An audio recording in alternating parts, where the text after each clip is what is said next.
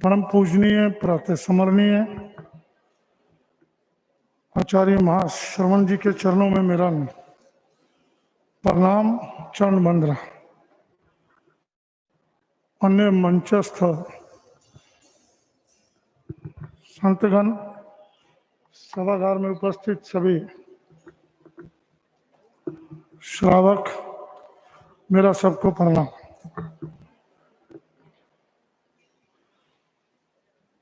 मेरे अपने जीवन में आपके दर्शन करने का सौभाग्य मुझे तीसरी बार मिल रहा। एक बार लाडनू आने का अवसर मिला और आज मैं अपने आप को बड़ा सौभाग्यशाली मानता हूं कि भीलवाड़ा में आकर आपके चरणों में बैठने का सौभाग्य मिला।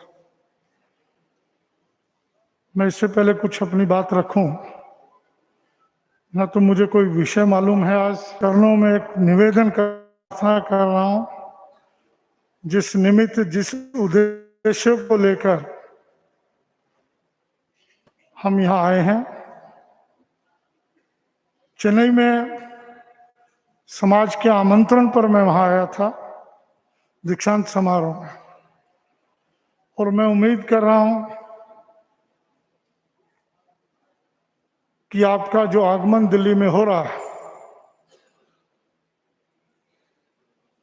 उसका एक निवेदन, उसकी प्रार्थना आपके चरणों में है कि आपको विवेक विहार में उसमें से थोड़ा सा समय निकालकर आप आएंगे तो हम बड़े भाग्यशाली अपने आप को मानेंगे। हमारा अहोभाग्य होगा कि पूर्वी दिल्ली में आपके चरण पड़ेंगे। मैं ये नहीं कहता आप एक रात रुकें, मैं ये नहीं कहता आप कितना समय रुकें। आप 10 मिनट का भी समय दे देंगे तो पूर्वी दिल्ली धर्म नगरी बन जाएगी, ये मेरी प्रार्थना है। बाबूलाल दुग्गड़ जी, उनकी टीम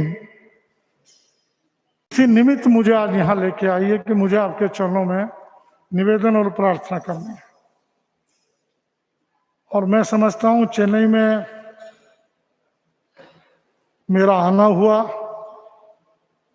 और आज मेरा निवेदन जो है कि आपका पूर्वी दिल्ली मेरा घर है, वहाँ के लिए मैं आपको करबद्ध प्रार्थना कर निमंत्रण दे रहा हूँ। और मेरा निमंत्रण ये, मुझे पूरी उम्मीद है कि मेरा मन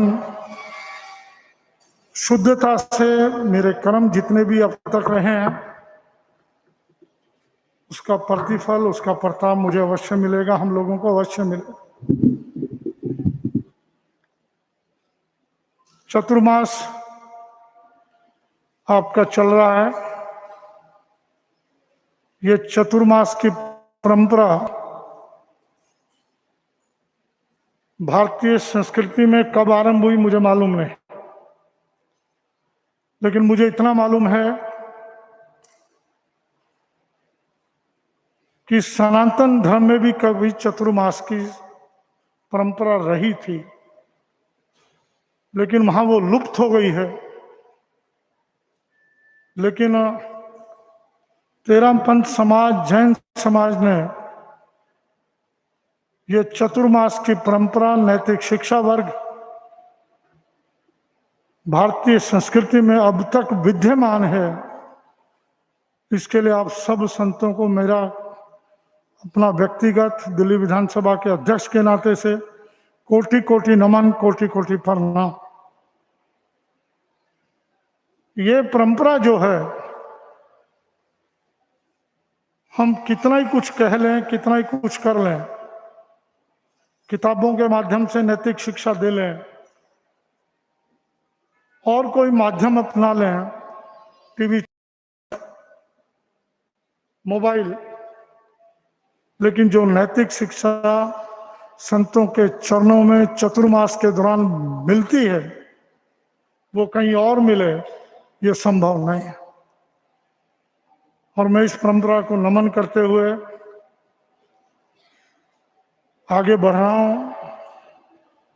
पूजनीय आचार्य जी, मैंने आचार्य तुलसी जी को सुना है।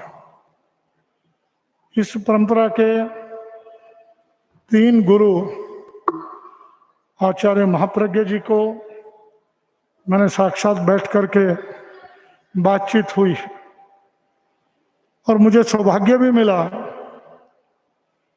आचार्य महाप्रज्ञ जी का जन्म शताब्दी वर्ष बड़े धूमधाम से दिल्ली विधानसभा में मना और वो सबसे पहला पूरे भारत का वो कार्यक्रम था और बड़ा भव्य कार्यक्रम हुआ।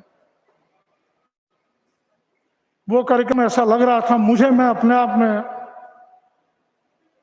कि वाक्य में कोई ऊपर की शक्ति आशीर्वाद दे रही है